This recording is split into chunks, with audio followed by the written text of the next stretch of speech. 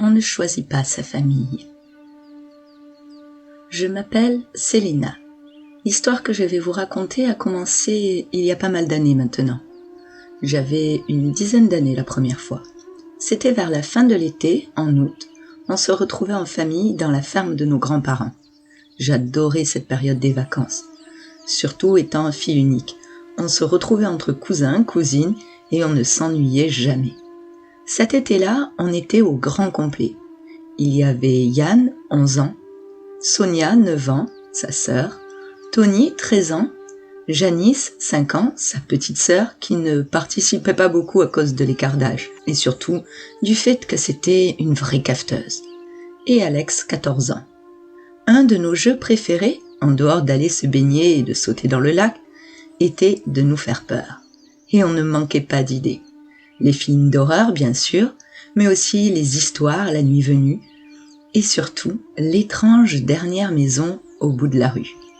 C'est Alex qui, le premier, a attiré notre attention dessus. C'est vrai qu'elle semblait inhabitée, avec ses mauvaises herbes géantes, son courrier entassé et sa fenêtre cassée à l'étage.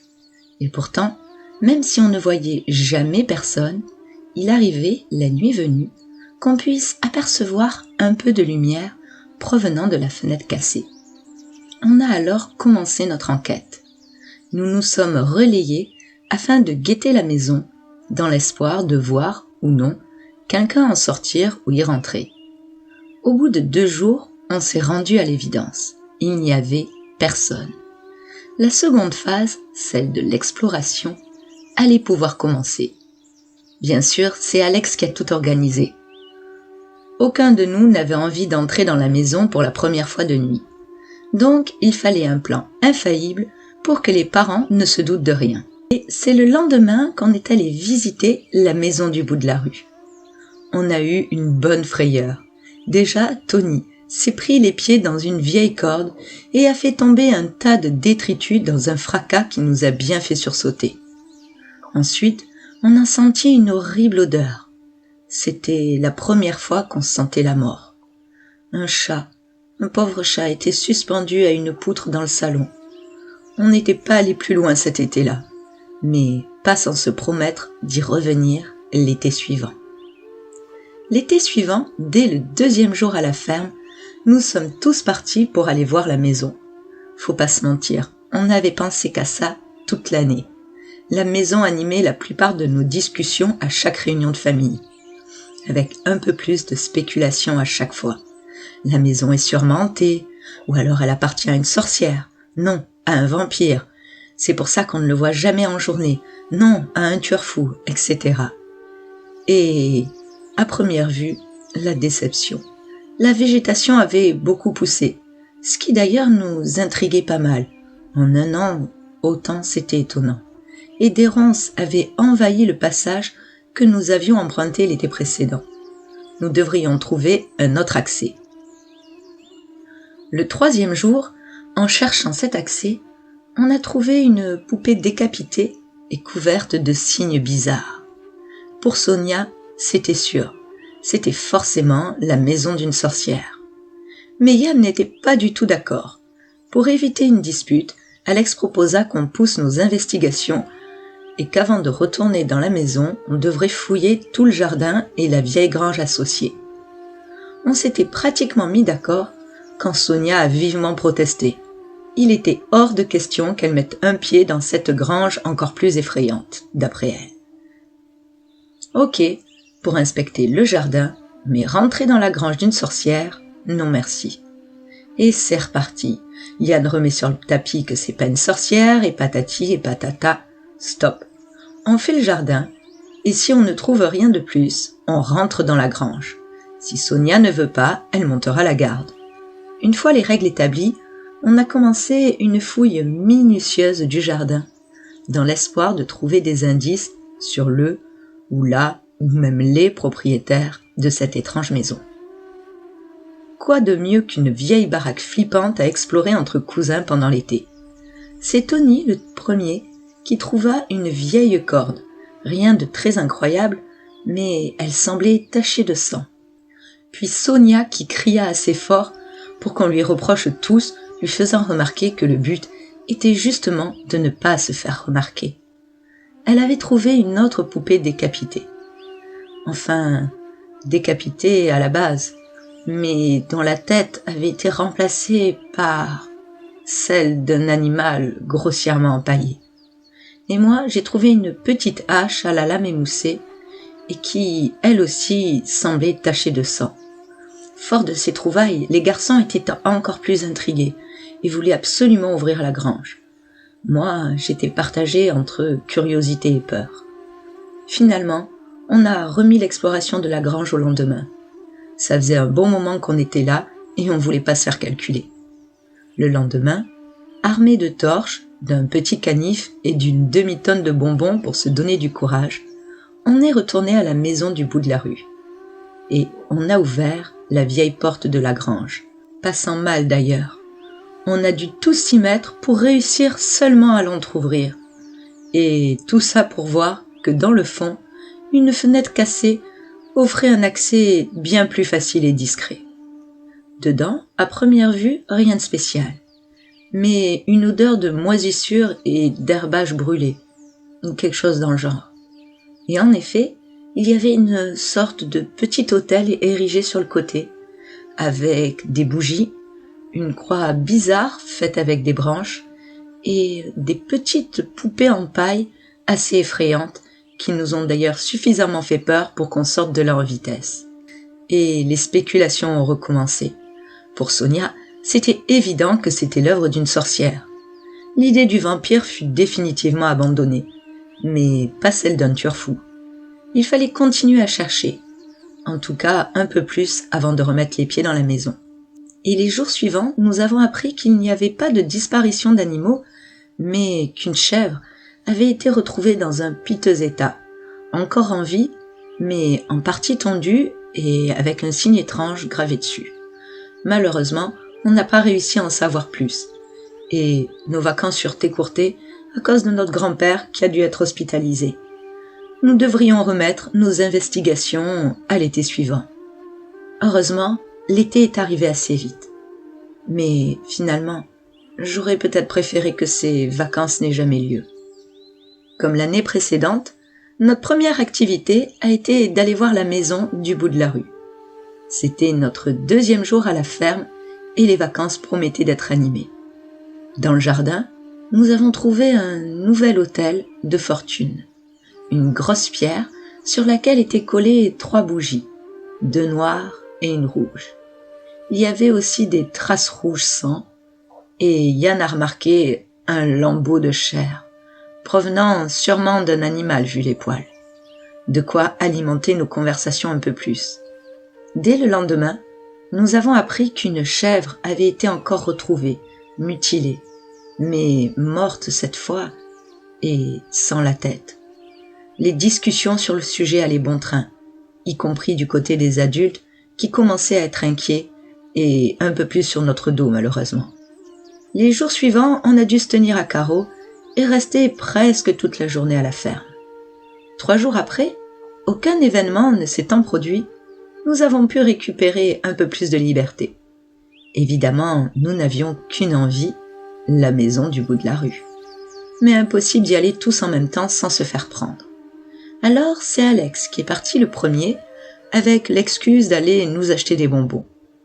En fait, il allait en repérage, histoire de voir que le voisin était bien trop occupé pour faire attention à un groupe de gamins passant sur son terrain pour rejoindre l'arrière de la maison. Au bout de 20 minutes, Tony commençait à s'impatienter. Et 5 minutes après, il partait seul pour voir où en était Alex. 35 minutes après son départ, soit juste 10 minutes après Tony, Alex est enfin revenu. Mais il n'avait pas croisé Tony. Nous sommes tous partis pour le chercher. Et on l'a retrouvé, recroquevillé devant l'autel du jardin, tremblant comme une feuille. Alex a essayé de le réconforter, mais rien à faire. Il ne disait pas un mot. Au bout d'une demi-heure, Alex est finalement allé chercher des jus de fruits et des gâteaux. Et pendant ce temps, Sonia a réussi à le calmer. Tony a commencé à nous dire qu'il avait eu très peur, qu'il avait même cru qu'il allait peut-être mourir. mais qu'en même temps, il n'était pas vraiment sûr de ce qu'il avait vu. Le lendemain, Tony repartait avec ses parents, laissant une drôle d'ambiance à la ferme. Les incidents curieux se multipliant, les vacances furent écourtées. En même temps, je n'étais pas rassurée et plutôt contente de rentrer à la maison. Ces derniers jours, des animaux morts avaient été retrouvés, tous mutilés, et une rumeur courait sur la disparition d'un homme. Le dernier soir avant le départ, Alex nous mit au défi de retourner à la maison du bout de la rue. Après beaucoup d'hésitation, il réussit à nous pousser à relever son défi. C'est là que nous avons tout découvert. Découvert la vraie nature de notre cousin, Alex, qui nous a enfermés avec son œuvre, comme il l'a appelée. Dans le salon de la maison, il y avait une abomination. Le vagabond était là, installé dans une position grotesque, sa tête entre ses pieds et la tête de la chèvre mutilée, grossièrement cousue en remplacement. Des vers avaient commencé leur œuvre aussi, et l'odeur était bien sûr effroyable. Nous avons tellement hurlé que j'en ai perdu ma voix. Au bout d'une éternité, qui en fait n'était même pas 30 minutes, le voisin est venu voir ce qui se passait et d'où venait ce raffut. Je me souviendrai toujours du changement de son expression entre le moment où il nous a vus et l'instant suivant, où il a à son tour découvert la création d'Alex. Des recherches furent lancées pour le retrouver, mais il était apparemment plus malin que la police, puisque ce n'est que 4 ans après qu'ils réussirent à l'attraper. Mais ça, c'est une autre histoire. Je fais des travaux chez un voisin et j'ai vu ce que je n'aurais pas dû. Vouloir donner un coup de main, c'est toujours sympa, enfin en général. Parfois, ça peut vous retomber dessus de différentes façons. D'ailleurs, dans certains cas, je ne propose jamais mon aide. Par exemple, les histoires de couple, j'évite. C'est un coup trop risqué. En dehors de ces cas, j'hésite rarement à venir prêter main forte aux personnes qui m'entourent. Et que ce soit des amis, des connaissances ou des personnes que je côtoie sans vraiment très bien les connaître. Récemment, j'ai accepté d'aider un voisin sur son terrain de loisirs. Étienne est un homme de 77 ans qui a eu une vie passionnante, ou même plusieurs vies devrais-je dire, et plusieurs femmes aussi. Bref, il a une légère tendance à accumuler toutes sortes de choses, à la limite du syndrome de Diogène. Mais heureusement, il en a conscience et cherche à faire le tri dans tout ça. Cela concerne également son terrain de loisirs. Et vous vous doutez bien que même s'il est en forme, à un certain âge, il n'est plus si simple de manier certains outils de jardinage, de donner des coups de pelle ou de grimper dans un arbre. Je lui ai donc proposé mon aide pour le nettoyage de son terrain. Lundi matin, vers 8h, nous sommes partis vers le nord du village. Et au bout de 10 petites minutes, sur un chemin constellé de nids de poules serpentant entre divers terrains de loisirs, plus ou moins bien entretenus, nous nous sommes garés devant l'imposant portail en fer venant fermer l'accès à son terrain, clôturé d'un grand grillage surmonté de fils barbelés. Étienne avait autant peur des vols que des dépôts sauvages, ce qui fait qu'il avait vraiment bien clôturé son espace. Une fois le portail passé, encore quelques mètres dans la végétation pour découvrir l'ampleur de la tâche qui nous attendait. Et il ne manquait pas de choses à faire.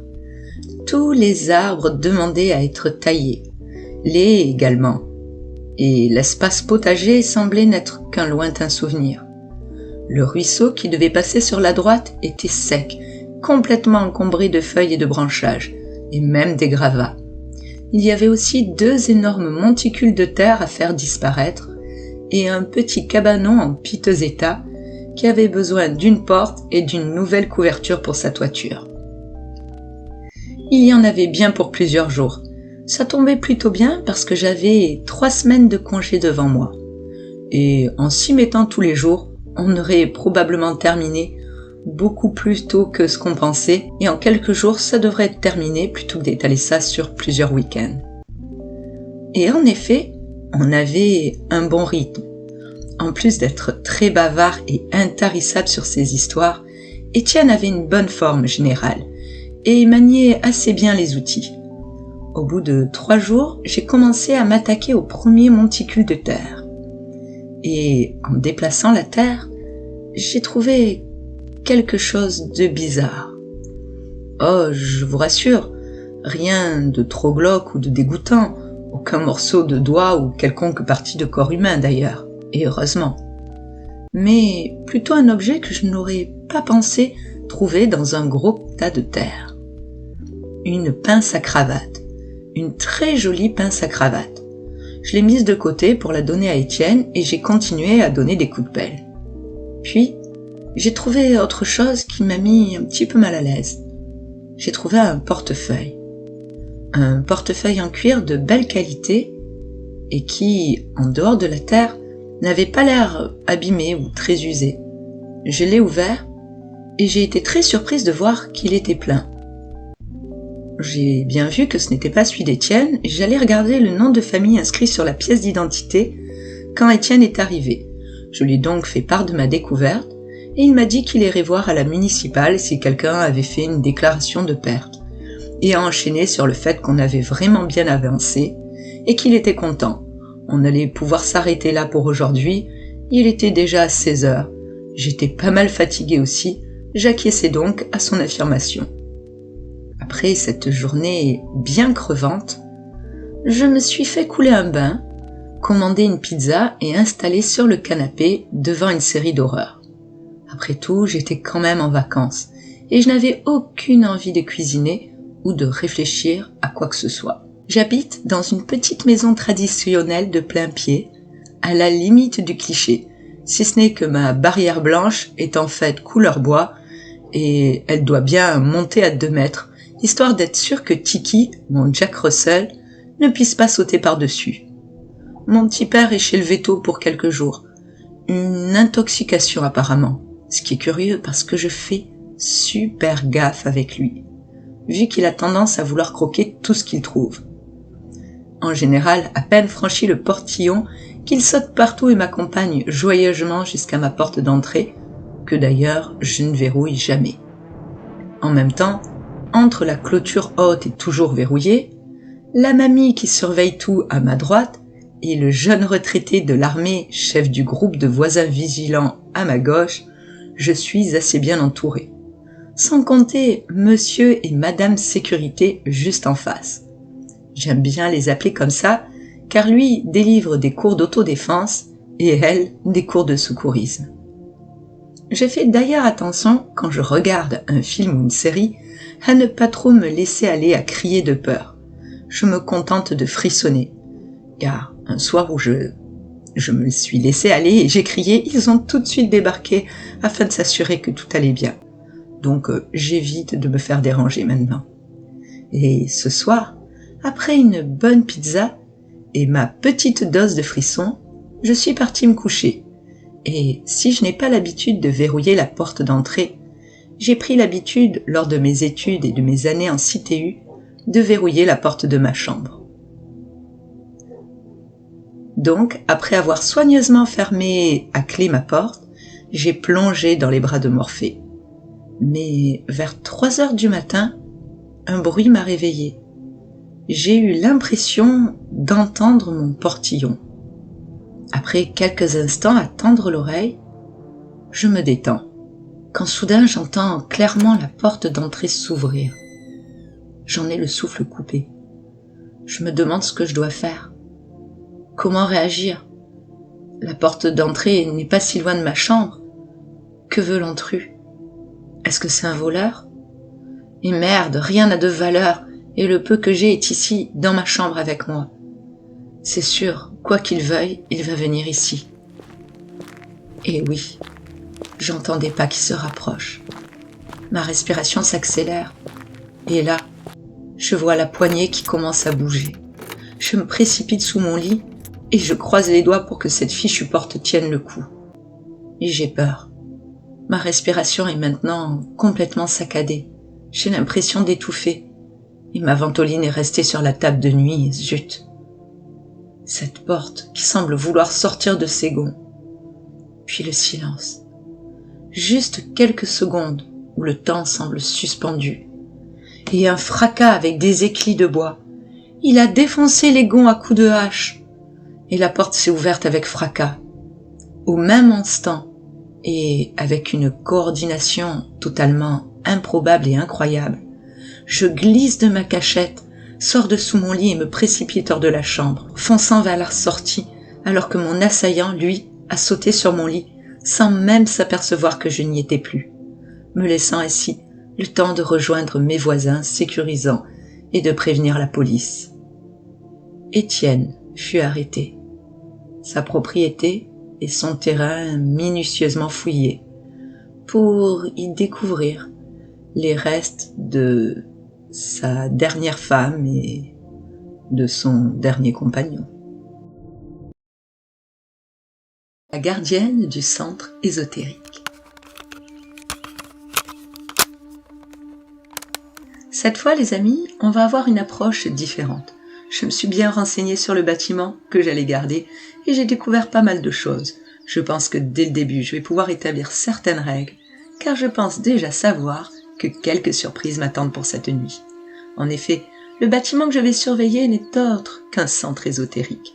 Un centre qui a dû fermer à cause de ses pratiques pas toujours conformes à la légalité ou même à la morale. Donc, si je peux me retrouver sur une île confrontée à des choses étranges, je pense que là-bas, les chances pour que je tombe sur des trucs bizarres sont assez élevées. On va aller vérifier tout ça très vite. Il est déjà 19h40 et je débute à 20h30. On se retrouve là-bas car cette fois je me suis procuré un petit enregistreur qui ne va pas me quitter une seconde. Ainsi, un peu comme mon cher collègue qui m'a bien aidé pour ma dernière mission, je pourrai laisser quelques indications à celui ou à celle qui reprendra le poste. À tout de suite, ou presque. Me voilà arrivé. Je pensais trouver un vieux bâtiment à l'aspect austère, mais pas du tout. C'est un bâtiment récent et moderne, et plutôt grand. Je vais poser mes affaires à l'accueil, car rien n'était prévu pour un éventuel gardien, qui comptait sûrement sur un sort de protection. Waouh! Par contre, l'intérieur, on ne peut pas se tromper. Aucun doute sur l'endroit. Et ça sent encore l'encens à plein nez. Et autre chose, mais j'arrive pas trop à mettre le doigt dessus, ou plutôt le nez. Il y a comme un petit parfum aigre et une autre note plutôt désagréable. J'espère que ça sent pas aussi fort partout, sinon je vais finir avec un super mal de tête. À noter, si tu détestes l'encens et les odeurs mystiques, passe ton chemin. Bon, alors, est-ce que je commence par l'endroit qui me paraît le plus suspect, ou je débute en douceur? En général, j'aime bien rentrer rapidement dans le vif du sujet. Mais je pense que d'avancer petit à petit sera plus prudent. Je dois faire le tour et vérifier qu'il n'y a pas eu d'intrusion, même si peu de gens ont vraiment envie de visiter ce lieu. Mais il reste quand même les adeptes de mystique et ceux qui cherchent le frisson. Ce sont eux les principaux concernés qui peuvent venir débarquer et essayer de se procurer certains ingrédients qui sont encore sur place, stockés en boutique ou dans le sous-sol. C'est d'ailleurs par le sous-sol que je terminerai, car, d'après ce que j'ai pu comprendre, c'est dans le sous-sol qu'ils pratiquaient certains rituels totalement immoraux et interdits. Alors, il y a un salon de massage, réénergisation et réorganisation des chakras. Tiens donc, je vais commencer par ça. Ensuite, la salle des prières et rituels, puis la boutique de sorcellerie. J'avoue que j'ai assez hâte de la voir, je me demande si elle ressemble aux boutiques qu'on peut voir dans les films. Allez, c'est parti.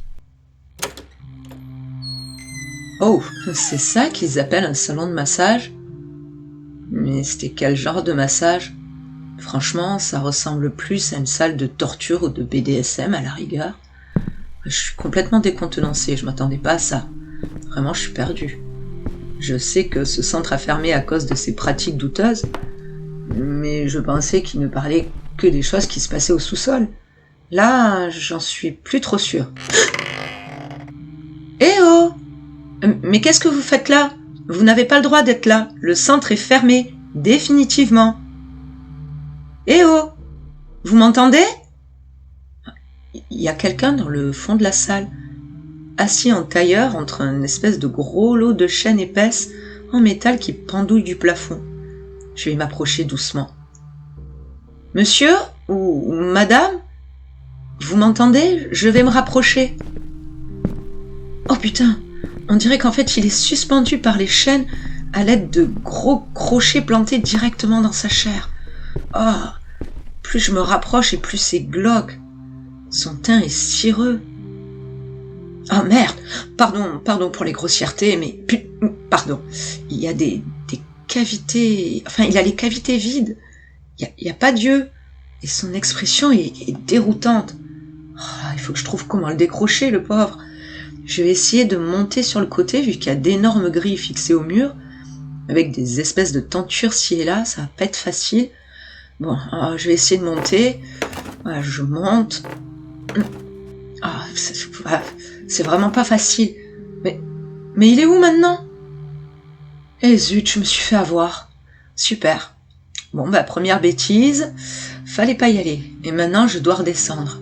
C'est plutôt difficile. C'est assez glissant et instable. J'espère que ça va tenir le coup. J'ai aucune envie de finir comme une crêpe dans cette pièce bizarre. Et qui pue. À noter, ne pas se préoccuper de la personne qui semble méditer accrochée à des chaînes. Et surtout pas avoir l'idée de le décrocher. Et oui, pensez au pince-nez. L'odeur ici est pire que dans le hall d'accueil. Comme si ça n'avait jamais été nettoyé. Un mélange d'encens, de sang et de sueur. Franchement, pas la fragrance de l'année. Je vois pas ce qu'il pouvait faire dans cette pièce, mais pour moi, ça a rien à voir avec des massages. Allez, direction salle de réorganisation des chakras. La porte est énorme. Ils ont dû faire venir une très vieille porte en bois, elle contraste avec la modernité du bâtiment, enfin surtout à l'extérieur. Car à l'intérieur, on pourrait se croire dans un autre siècle. Ils ont fait un sol en parquet qui craque, des tentures couvrent presque tous les murs, il y a des mandalas partout et avec des êtres aussi aux formes curieuses. L'ambiance est lourde. Et la porte, surtout, est très lourde. J'ai beaucoup de mal à l'ouvrir. Allez. Ok. C'est spécial ici aussi, mais là au moins, ça ressemble à ce que ça doit être. Il y a des coussins partout, des vitraux, des pierres et des cristaux. C'est bizarre là, quelqu'un peut m'expliquer comment toutes ces bougies se sont allumées? C'est vraiment bizarre, elles peuvent pas être allumées depuis des heures, elles seraient fondues. C'est vraiment étrange. Il y a une boule géante au milieu de la pièce, avec une porte. Bon, super, j'ai pas eu d'instruction à ce sujet. Je suppose que je dois vérifier qu'il y a personne à l'intérieur. Voyons. Des rats, c'est dégueulasse, il y a de la vermine partout. Allez, et cette porte qui veut pas se refermer, mercredi. Allez. Ouf, voilà. Bon, inutile de rester plus longtemps là, j'aime pas trop l'ambiance. Oh, vous avez entendu?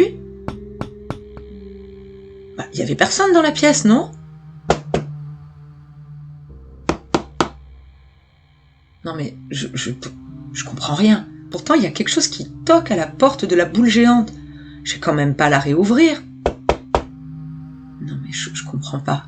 Quelqu'un peut m'aider? Mince, maintenant j'entends une voix. S'il vous plaît, de l'aide. Bon allez, un peu de courage. Après tout, c'est pas quelques rongeurs qui vont me faire peur. S'il y a vraiment quelqu'un qui a besoin d'aide, quel genre de personne je serais si je faisais rien? Peut-être juste une personne en vie. Bon allez, j'exagère un peu là. Allez, j'y vais, j'ouvre. Ou pas. Aidez-moi. Mercredi, allez, j'y vais. Non, j'aurais pas dû. J'aurais préféré rien voir. Les rumeurs disaient vrai apparemment. J'ai encore moins envie d'aller au sous-sol. Je m'explique. Règle numéro 3. Les rumeurs disaient vrai. Il semble bien que certains adeptes du centre étaient également volontaires pour, comment dire ça délicatement, offrir certains morceaux d'eux-mêmes pour diverses pratiques et rituels. Quand j'ai ouvert la porte, une vision d'horreur, une très, très, très jeune femme, à laquelle il manquait plusieurs choses normalement indispensables, comme un œil, des doigts, des morceaux de peau et j'en passe. Je comprends mieux la présence de vermine. Bon allez, direction la boutique de sorcellerie. J'espère que je vais m'y amuser un peu. Enfin, façon de parler. Oh, c'est très mignon. Et oui, elle ressemble à ce qu'on peut voir dans les films. Rideaux de perles à la place des portes, des présentoirs partout avec des objets de toutes sortes. Des livres anciens, des grimoires, des planches Ouija, des centaines de petites fioles, des bougies, des boules de cristal, des cristaux et des vitrines avec des ingrédients bizarres. Il y a notamment une grosse vitrine au verre épais et fermée par un gros cadenas. Dedans, il y a des dagues, des petits couteaux, des poupées en cire et en chiffon, à l'aspect bien glauque et malaisant, on dirait des poupées vaudou. Voyons l'arrière de la boutique. Oh, j'aime pas ça. C'est rempli de bocaux divers, certains pleins de formol et de, on dirait des fœtus et autres joyeusetés dégoûtantes. Oh, mais qu'est-ce que tu fais là, toi? Viens ici. Minou, viens. Allez. Il y a un petit chat dans le coin là-bas. Allez, viens. Allez, n'aie pas peur. Oh non, mais Burk. Mais je l'ai entendu miauler pourtant. Ah, je suis dégoûtée. En plus, j'adore les chats. Pauvre bête. Oh. C'était quoi? Oh non, la porte. Oh non, la porte est coincée. Il n'y a qu'une porte dans cette fichue boutique et elle est coincée. Je fais comment, moi? Mais ouvre-toi. Et ça, c'était quoi? Oh punaise, quand je pense encore au sous-sol après. Et si je faisais l'impasse? Bon, en tout cas, pour le moment, je suis coincée de toute façon. Voyons, il y a bien un truc dans le magasin qui pourrait me permettre d'ouvrir. Non. Là, non. Là-dedans, non. Oh, je trouve rien. Oh, il y a un truc à bouger sur l'étagère. J'espère qu'il n'y a pas de rat ici aussi. Oh, je crois que je préférerais un rat finalement. Je suis presque sûre d'avoir vu une des poupées bouger. Ah oui, elle a bougé. Oh merde, il faut que je sorte de cette boutique. Une bougie pour les souhaits? Bon, j'essaye, j'ai rien à perdre. Allez, je l'allume. Que la porte s'ouvre. Oh waouh, j'y crois pas. Ça a marché. Bon allez, je m'en fiche, je cherche pas à comprendre, je m'en vais. Allez, bon c'est le moment. Le sous-sol et sa zone de stockage. La zone la plus susceptible d'attirer des intrus et aussi la plus susceptible d'être, disons, peu agréable. Les escaliers. Oh super, pour un bâtiment moderne, ils auraient pu faire un effort. Ils ont fait des escaliers qui ont l'air de dater du Moyen-Âge. Ok, c'est raccord avec le lieu, mais moi ça me donne l'impression de descendre dans la cave des enfers. Alors, c'est divisé en deux parties. Bon allez, je commence au pif par la droite. Bon, de toute évidence, c'est bien la zone de stockage. Ça grouille de beaucoup d'insectes. Oh, mais le plus bizarre, c'est que la plupart sont encore vivants. C'est pas normal. Ah, et c'est franchement dégoûtant. Oh, j'ai trouvé pire. Oh, d'autres bocaux, des bocaux de morceaux, si vous voyez ce que je veux dire. Et des bouteilles aussi avec d'autres morceaux comme des doigts. Wow. Oh, il y a un gigantesque réfrigérateur. J'hésite, mais j'avoue, je suis un peu curieuse. Bon, allez, je l'ouvre. Oh non! Oh, mais c'est pire, mais c'est pire que tout, bordel! Normal qu'ils aient fermé. Mais pourquoi ils ont laissé ça? Oh, non, pardon. Oh, pardon. Une règle capitale. Si la décapitation, les têtes réduites ou cuites bouillies, c'est pas ton truc, touche pas au frigo. Ils auraient pu prévenir, j'avais l'impression qu'elle me regardait. Oh, l'autre zone. Ok. Pas mieux. Enfin, à première vue, ça va. La pièce a l'air plutôt vide, mais en avançant, oh, l'odeur de sang et de décomposition est de plus en plus puissante. Ah, je suis dans le fond, là. Il y a une espèce de trou, je l'éclaire. Oh non! Oh, c'est un charnier! Ils ont fait un charnier ici! L'odeur est immonde, la vision est cauchemardesque. Je reste pas là une seconde de plus. Ce centre est juste malsain. Si tu travailles là, ne va que dans la boutique de De sorcellerie, le reste, c'est horrible. Je m'en vais. Bonne soirée. Dans la vie, on a l'habitude de dire que l'achat d'une maison fait partie des événements marquants. Mais parfois, ce rêve devenu réalité peut tourner au cauchemar. Et pas forcément à cause de problèmes pratiques de malfaçon ou financiers, ni même de présence fantomatique, mais juste à cause de voisins vraiment indésirables et qui vous rendent la vie impossible, alors que parfois ce n'est même pas contre vous. Alors, ce soir, nous allons découvrir 3 histoires avec des êtres que personne ne veut avoir en voisin. Cela fait quelques semaines que j'ai aménagé dans une adorable maison de campagne. J'en rêvais depuis un bon moment déjà. Je pourrais même dire depuis plusieurs années. Mais en rêver et tout plaquer pour le faire, c'est un peu différent.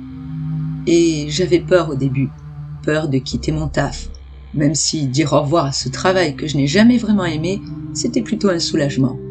Peur de quitter la ville et tous ses avantages, et peur de ne pas savoir gérer une grande maison et son terrain. Peur aussi de me sentir isolée. Eh bien, mon aménagement a rapidement balayé toutes mes craintes. J'ai été très bien accueillie par les habitants du village. Et une grand-mère m'a dit quelque chose que je n'ai pas compris tout de suite. Je suis désolée, mon enfant. Sur le moment, j'ai pensé qu'elle devait être un peu désorientée, ou qu'elle me confondait avec quelqu'un d'autre.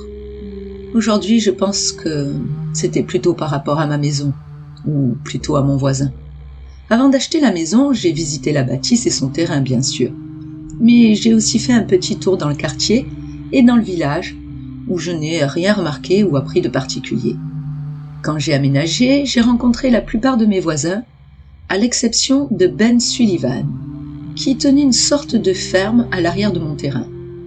Il avait une assez grande propriété avec divers animaux, dont un poulailler, quelques chevaux, un âne qui venait compléter son élevage porcin. Malgré la taille de son terrain et le fait que la plupart des animaux étaient situés de l'autre côté de la propriété, les jours de vent, une drôle d'odeur venait s'insinuer dans le fond du jardin, dans la partie jouxtant son domaine. C'était apparemment un homme solitaire et peu bavard, ce qui ne me dérangeait pas. Il avait l'air bourru et rarement content, et ça me rappelait mon grand-père, au début en tout cas. Petit à petit, les choses sont devenues plus bizarres, jusqu'à en devenir étranges et dérangeantes, me poussant même, autant par crainte que par dégoût, à mettre ma maison en vente pour ne plus jamais y revenir. Les premiers incidents n'étaient pas si gênants, juste un peu bizarres, puis malaisants quand j'ai découvert un de ses passe-temps. Il avait l'habitude de ramasser les animaux morts et de les recycler, comme il disait. S'il les jugeait assez frais, il les dépeçait et consommait ce qu'il pouvait, puis faisait sécher les peaux. Mais pas seulement. Quand il ne trouvait pas d'animaux déjà morts, il se sert dans les animaux de compagnie qui osent s'approcher un peu trop près de sa propriété. Sans compter son attitude étrange et les cris d'animaux, j'espère, et les cris pendant la nuit. La goutte d'eau est arrivée dernièrement. Le soir, je suis rentrée trempée par la pluie et en partie couverte de boue. Logiquement, je me suis dirigée vers ma salle d'eau afin de prendre une douche et me laver les dents. Pendant que l'eau de la douche se réchauffait, j'ai voulu me laver les dents et c'est là que l'horreur est arrivée. Des vers, des dizaines, des centaines de vers remontant par les canalisations. Il y en avait plein, mais pas seulement dans le lavabo, dans la douche également.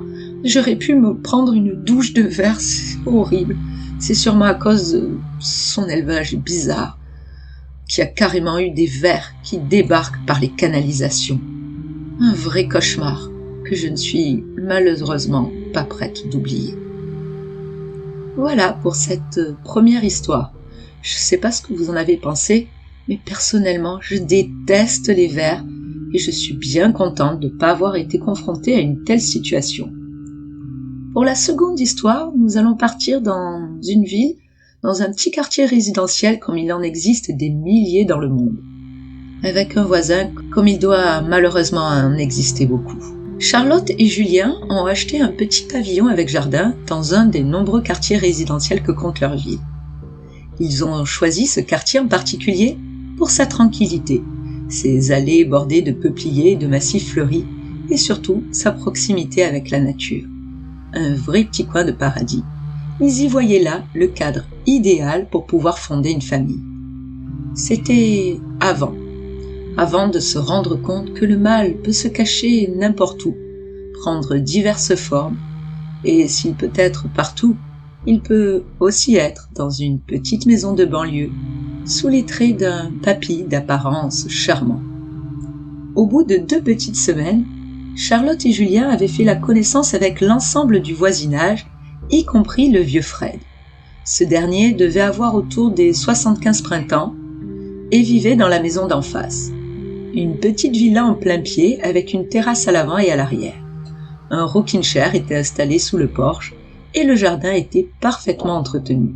Fred disait que malgré les difficultés dues à son dos et à son arthrite, il voulait prendre soin des rosiers de sa femme décédée depuis une dizaine d'années. Dès notre aménagement, il était venu s'excuser pour la gêne à venir occasionnée par des travaux nécessaires de conformité de son logement.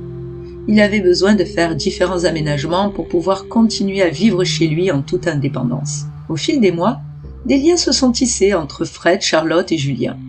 Ils se rendaient mutuellement service, des petites choses au quotidien.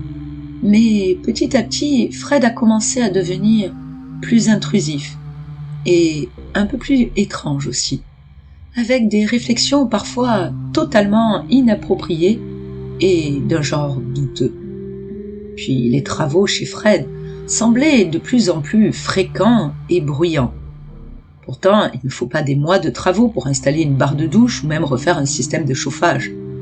En fait, vu la taille de sa maison, même pour tout rénover du sol au plafond, cela n'aurait pas dû prendre autant de temps.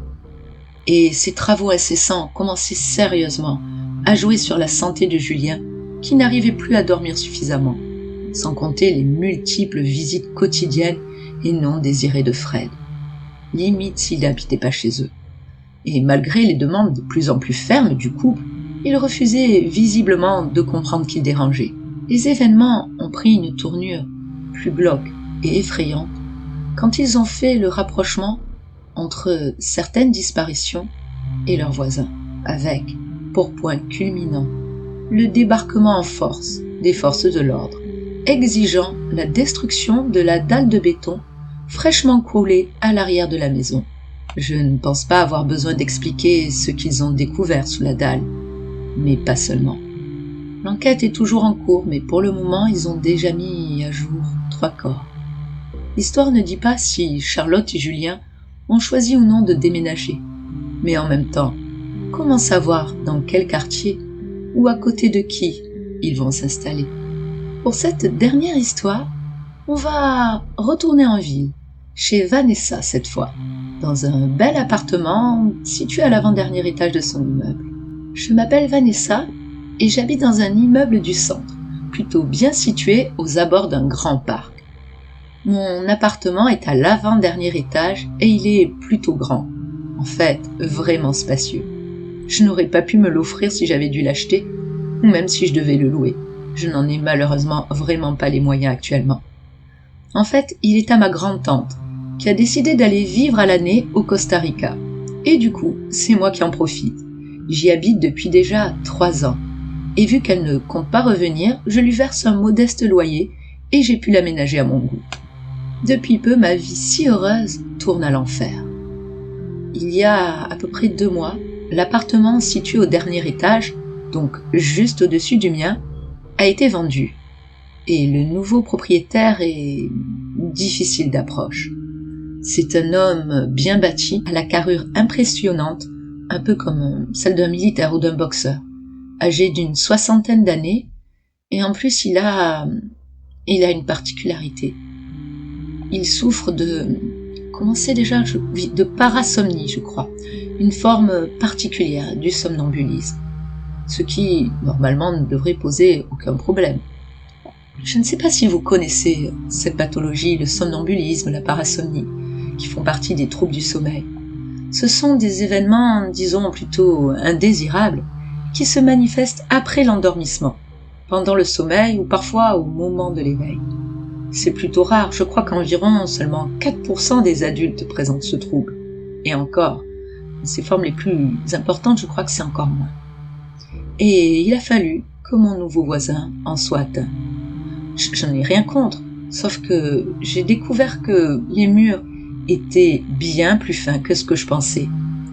Et ce trouble se manifeste notamment par des cris et des sursauts. La personne semble éveillée, mais bien sûr, elle ne l'est pas. J'ai aussi appris que certains facteurs comme la privation de sommeil, la prise de médicaments ou la consommation d'alcool peuvent déclencher ou aggraver le phénomène. Et évidemment, avec la chance que j'ai, vous devinez, en sortant la poubelle, j'ai eu l'occasion de voir que celle de mon cher voisin est... ce que je pourrais dire, c'est que le vendeur de spiritueux du coin n'est pas prêt de faire faillite. Bref, ce trouble comportemental du sommeil se caractérise notamment par un comportement violent, survenant en fin de nuit. À ce moment-là, le sujet dort profondément en sommeil paradoxal. Et les manifestations les plus fréquentes sont des cris, des gesticulations brusques et des mouvements précipités. En fait, il paraît que la personne vit ses rêves, comme s'ils étaient réels, et tente donc d'échapper au danger qu'elle perçoit. Et comme je le disais, certains facteurs, comme l'alcool, accentuent les cauchemars. Et de l'alcool, j'ai vraiment bien l'impression qu'il en consomme très régulièrement. Depuis plusieurs nuits, j'arrive à peine à fermer l'œil. Encore s'il n'y avait que le bruit, mais c'est surtout la peur. J'ai peur qu'il redébarque dans mon appartement au milieu de la nuit. Car oui, c'est déjà arrivé. Pour que vous compreniez, je dois également vous expliquer un peu la configuration des lieux. C'est un vieux bâtiment et mon appartement et celui du dessus sont reliés. Ils sont reliés par l'accès à ma terrasse. Et au vu de ce que j'entends de ces cauchemars, j'ai bien l'impression qu'ils se croient sur un champ de guerre ou quelque chose comme ça. Je n'ai aucune envie d'être la victime involontaire d'un quelconque cauchemar. Il y a 2 nuits de ça, j'ai été réveillée. J'étais réveillée en fracas alors qu'il donnait un coup de marteau dans mon armoire. J'ai vraiment peur. Je vais réfléchir et voir si je trouve un moyen de sécuriser mon appartement.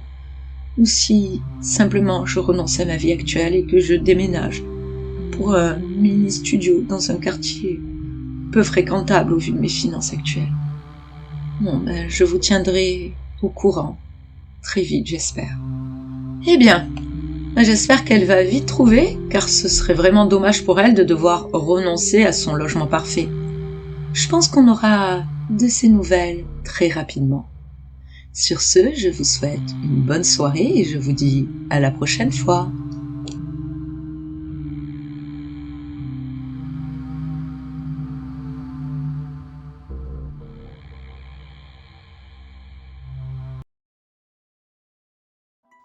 Bonsoir les crépinotes, je voudrais juste vous dire quelques mots avant que l'histoire ne commence, parce que j'ai un nouveau travail et l'organisation est un peu plus compliquée que ce que je pensais. Donc vu que je n'avais pas complètement terminé d'écrire cette histoire, ce sera une partie en impro direct, comme fait directement Sonny quand il enregistre. Donc je vais tenter, on verra bien. Sur ce, place à l'histoire. Vous voyez ces petites dames âgées qui ont l'air adorables et bien sous tout rapport? Eh bien, parfois, elles incarnent à merveille l'adage « il ne faut pas se fier aux apparences ». Et méfiez-vous de l'eau qui dort. Ce soir, je vais vous raconter l'histoire de Bernadette, la vieille dame et ses cochons. Je ne pense pas trop m'attarder sur les détails. Bernadette qui était une dame d'un certain âge, habitant en lisière d'une petite ville, et avec le temps, le départ de son défunt mari, sa nouvelle maison, lui apparaissait un peu trop grande et surtout trop vide. Elle décida alors d'y accueillir des personnes en difficulté. Je vais donc vous conter l'histoire de Bernadette. Bernadette est une petite dame appartenant au 3e âge. Elle n'a malheureusement pas connu le bonheur d'être grand-mère et est maintenant veuve depuis plusieurs années. Elle vient récemment d'aménager dans une auberge à la sortie d'une petite ville de l'Est. Jusque-là, elle avait choisi, en l'absence de son mari, de vivre au 3e étage d'une résidence assez calme, proche du centre-ville. Mais c'est en partie à cause du manque d'ascenseur qu'elle a choisi de déménager. Bernadette devait également s'éloigner de l'ambiance quelque peu morbide qu'il régnait dans sa résidence, car il y avait eu récemment plusieurs décès qui avaient endeuillé le quartier. 3 personnes étaient passées de l'autre côté. Les conclusions officielles étaient un accident et 2 morts volontaires. Mais la réalité des faits était, disons, légèrement différente. Il se peut qu'en fin de compte, ils aient été aidés par une personne âgée à basculer par-dessus des rambardes plutôt mal conçues et un peu trop basses. Par exemple, il est possible que la dernière personne concernée, Danielle, connue comme la commère du quartier, soit passée un soir d'automne, un soir très pluvieux, discuter avec Bernadette, alors que personne n'était là pour voir. Bernadette a pu demander à Danielle de se rendre sur le balcon. Cette dernière, ne se méfiant pas plus que ça, malgré la pluie, vu que les balcons étaient légèrement protégés, y est allée.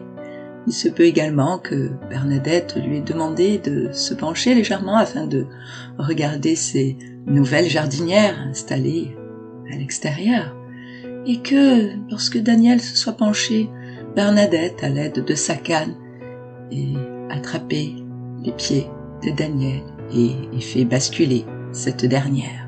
Bien entendu, un soir d'automne, de pluie, personne n'était là pour voir de quel étage avait basculé Danielle. Donc vous l'aurez compris, Bernadette a très certainement une autre raison d'avoir choisi d'habiter maintenant dans cette petite auberge et sa petite ferme associée. En effet, elle a ainsi la possibilité d'être un peu moins seule en accueillant des personnes en situation difficile et ayant besoin d'une présence à domicile. La petite ferme associée permettant de fournir une grande partie de la nourriture, avec un poulailler, un grand potager et une porcherie à l'arrière. Son potager était même devenu rapidement célèbre pour ses magnifiques légumes. Au fil des années, elle a accueilli une 12aine de pensionnaires, avec des handicaps plus ou moins importants, mais également plus ou moins en fin de vie. Vie qu'elle choisit elle-même d'écourter parfois, souvent même. Officiellement, sa petite pension familiale a accueilli 8 pensionnaires, dont 2 ont disparu sans que quiconque ne s'en préoccupe pendant plus d'1 an. Parmi ces 2 pensionnaires, lorsque on s'est aperçu de leur disparition, ont mis fin aux agissements de notre chère Bernadette, il y eut Léon, 73 ans, pour lequel elle avait finalement développé au dernier moment une sorte d'attachement qui lui empêcha de terminer son geste lorsqu'elle voulut le mettre au cochon. Le petit souci, c'est que, avec les années qui étaient passées, il était beaucoup plus difficile pour Bernadette d'enterrer correctement Léon dans le potager. Car oui, si Bernadette avait longtemps menti sur son âge afin de se faire passer plus vieille et plus innocente qu'il n'y paraît, pour protéger sa façon de vivre, elle fut quand même rattrapée par le temps qui passe, et son arthrose lui empêcha d'accomplir correctement sa tâche. Et c'est ainsi que, quelque temps plus tard, on allait découvrir une main qui dépassait légèrement, non pas au milieu des pieds de tomates, mais au milieu de ses pieds de concombre. Car Bernadette avait pris l'habitude, lorsqu'elle avait aménagé et qu'elle était encore bien plus vigoureuse qu'elle ne le laissait paraître, de découper certains de ses pensionnaires et d'alimenter ainsi son potager ou de nourrir ainsi ses cochons. Car ainsi, il n'y avait aucune trace de qui que ce soit. Et vu que c'était souvent des personnes isolées Il était rare que l'on se pose des questions. Après tout, Bernadette apparaissait vraiment comme la vieille dame adorable habitant l'auberge à la sortie du village, accueillant les personnes en difficulté et ayant le potager avec les fruits et légumes les plus délicieux de tout le comté. Mais vous l'aurez compris, il faut malheureusement parfois se méfier des apparences. Bonsoir les crépinotes. Pour cette histoire, je voulais aussi vous partager un petit peu de mes vacances, d'où les images que vous aurez en fond visuel. L'histoire est « Qui n'a pas peur du noir ?» Une nuit des étoiles, avec une petite histoire, un petit groupe d'amis qui veut aller regarder des étoiles filantes depuis un endroit sombre. Ils vont en montagne, une ancienne station, mais finalement, être dans l'obscurité complète, c'est peut-être plus effrayant que ce qu'ils ne pensaient. Place à l'histoire. Nous devions partir à 5 pour aller regarder les étoiles filantes. Et, il faut bien l'admettre, boire un petit coup et déconner. Déconner en plein air, là où on pourrait être parfaitement tranquille. J'adore l'astronomie et regarder les étoiles, et donc particulièrement les étoiles filantes. Je n'avais donc aucune envie de laisser passer cette occasion juste à cause de la pollution lumineuse. Tout était prévu avec mes amis. C'était devenu une sorte de tradition. Chaque année, nous nous retrouvons pour passer une nuit à la Belle Étoile. Bien sûr, pas n'importe quelle nuit, ça vous l'aurez compris. Ni n'importe où, ça va de soi. C'est toujours pendant le pic de la nuit des étoiles et toujours dans un lieu propice à l'observation du ciel. Donc, une vue dégagée et aussi loin qu'on peut de toute source lumineuse. Cette année, nous avons opté pour un séjour à la montagne, et c'est Joey qui a choisi le lieu idéal. Il nous a proposé d'aller vers l'ancienne station qui a dû fermer par manque de moyens. Il nous a proposé d'aller vers l'ancienne station qui a dû fermer à cause de manque de moyens. Crotte! Elle n'a pas survécu à la crise du Covid à laquelle se sont ajoutés quelques hivers trop doux. Ça devait être parfait. De là-haut, une super vue, aucune pollution lumineuse, le noir complet et la tranquillité. Vu que c'était pas une grosse station, les trajets n'allaient pas être trop compliqués, à condition bien sûr d'arriver avant la nuit noire. Il y a un premier parking assez grand, duquel il sera possible d'atteindre les caisses. Il était possible d'atteindre les caisses et les 2 premières remontées mécaniques. C'est là qu'on va se garer. Après, il y a un petit chemin qui mène droit vers un sentier qui servait au secours pendant l'hiver. Il traverse 2 pistes et conduit à un espace bien dégagé qui correspond à une zone de jonction entre plusieurs pistes. Et la vue y sera donc suffisamment ouverte et dégagée pour observer les étoiles filantes. Bref, le lieu idéal pour une belle soirée d'observation. Mais malheureusement pour nous, au dernier moment, 2 membres de notre petit groupe nous ont lâchés, réduisant notre nombre à 3. La nuit était tout de même prometteuse. Pas de lune et pour le moment, pas de nuages à l'horizon. Par contre, avec l'abandon de Fred et Marie, nous avons pris du retard et, fait boule de neige, nous sommes arrivés à peu près 15 minutes avant la tombée de la nuit. Juste suffisant pour prendre le bon départ, mais pas assez pour monter les tentes de jour. Une galère en perspective. D'où cas cerise sur le gâteau pour nous, pas un chat, pas la moindre voiture garée sur le parking. Nous avions la station pour nous. J'étais un peu étonné de voir des bâtiments et du matériel encore en bon état laissés à l'abandon sans surveillance. Mais bon, c'est de plus en plus fréquent aujourd'hui. Et les galères ont commencé au bout de 10 minutes environ, dans la bonne humeur, mais pas sans conséquences. En fait, on s'est directement trompé de chemin. Et bien sûr sans s'en rendre compte, sinon ce serait pas drôle. Ce n'est qu'en constatant qu'après environ 30 minutes de marche, on ne tombait toujours pas sur la fameuse bifurcation à ne pas louper, qu'on s'est rendu à l'évidence. On avait pris un mauvais sentier. Après avoir crapahuté pendant encore une bonne heure, on a enfin trouvé un espace suffisamment ouvert pour pouvoir observer les étoiles et planter nos 2 tentes. On a ri. Monter une tente, c'est facile. Et monter une tente dans le noir, c'est plus difficile. C'est à ce moment-là que j'ai entendu un bruit un peu bizarre pour la première fois. Et pensant l'avoir imaginé, je n'ai rien dit. Une fois cette étape terminée, On s'est enfin allongé pour observer les étoiles filantes. Quelques plaisanteries sur l'ambiance et le fait qu'on était seul et isolé, et on a finalement commencé gentiment à se faire flipper. Après tout, c'est aussi ça qui est sympa, s'amuser à se faire un peu peur. Le seul problème, c'est que dans le noir complet, quand on commence à paranoïder, c'est pas si simple de s'arrêter. On a remarqué que la silhouette noire des arbres se découpant sur la voûte étoilée avait un aspect monstrueux et assez inquiétant. Puis un craquement. Sûrement un animal. Et un autre craquement. On jette un œil, juste pour voir, juste au cas où.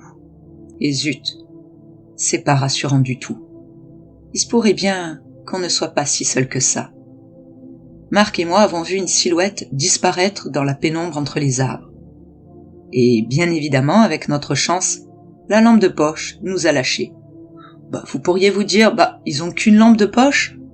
Ah non, on avait pensé, mais c'est Fred et Marie qui avaient les deux autres. Un détail auquel on n'a pas pensé. Un détail qui nous a quand même coûté assez cher, vu qu'on s'est perdu. Le stress et la peur nous gagnant de plus en plus, nous avons finalement décidé de démonter le camp. Et là, l'attente la plus facile à démonter que je connaisse a été pourtant une angoisse avec le stress, une galère incroyable. À chaque mouvement, on avait l'impression qu'il y avait quelque chose qui nous observait, qui se rapprochait. Et le pire était à venir. Loin de l'ambiance joyeuse du début, c'est un stress difficilement descriptible qui nous a gagnés. Nous avons remballé toutes nos affaires avec cette peur qui nous tenait aux tripes avant de reprendre le chemin du retour. Le fait d'être dans un noir absolu, sans lune, avec des bruits, se sentant épié, ne me permettait pas de me sentir sereine et de me dire que tout allait bien se passer. J'avais au contraire ce sentiment qui ne pouvait pas me lâcher, que quelque chose de malsain se préparait. Sur le chemin, chemin c'est un bien grand mot parce que dans la précipitation, on a confondu un probable sentier d'entretien avec le vrai sentier, et on s'est juste enfoncé un peu plus dans la forêt, faisant ainsi monter l'angoisse d'un cran de plus lorsqu'on s'est rendu compte que non seulement on était perdu, mais qu'en plus, on était suivi. On a tenté de se rationaliser, en se disant que ce n'est que dans les histoires, que dans les creepy, qu'il se passe vraiment des choses en forêt, et que si on regarde bien les faits, il est quand même assez rare en France de tomber sur des gens qui faisaient du camping et qui ont été attaqués par quelqu'un. Alors on a appelé, on a demandé s'il y avait quelqu'un, si quelqu'un était là, mais aucune réponse. Puis on a entendu un crépitement. Une des pires choses qui pouvaient arriver. Un feu. Nous ne l'apprendrions que plus tard, mais la personne qui nous suivait était en fait un pyromane. Les premières lueurs sont apparues rapidement, puis la fumée, et enfin de grosses flammes. Jamais j'aurais pensé que ça puisse être aussi rapide. Nous n'avions aucune idée de la direction à prendre pour s'enfuir. Alors, on est parti droit devant, sans chercher à suivre un quelconque chemin, juste à s'éloigner. Mais rapidement, on s'est à nouveau retrouvé face à des flammes. On a bifurqué en courant, et là, on s'est retrouvé face à un homme. Il tenait un genre de dispositif, sûrement destiné à allumer un feu, et un gros bidon. Il nous a regardés sans dire un mot. La chaleur était étouffante. Ça semblait durer une éternité. Puis il a levé le bidon, et il nous en a jeté dessus. J'étais paralysée par la peur. Il a finalement versé le reste du bidon sur lui, et nous a foncé dessus. J'ai cru qu'on allait tous brûler, mais il nous est passé à côté et a couru vers le brasier, disparaissant dans les flammes. Choqués, on a repris nos esprits et on a continué tout droit jusqu'à enfin entendre les sirènes des pompiers.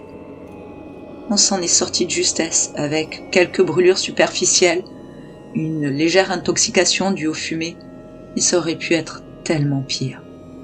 L'année prochaine, je pense qu'on ira plutôt voir les étoiles depuis une plage.